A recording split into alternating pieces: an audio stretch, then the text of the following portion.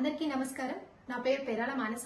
నేను మీ civil engineer. మన Karimnagar parliament నుంచి ఎంపీగా పోటీ చేశాను ఇండిపెండెంట్ గా.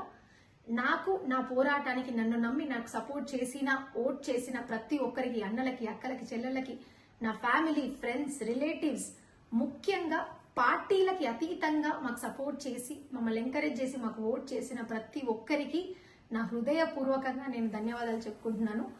దాంతో పాటు గెలుపు ఓటములు అనేవి పాలిటిక్స్ లో అందరికీ వస్తాయి.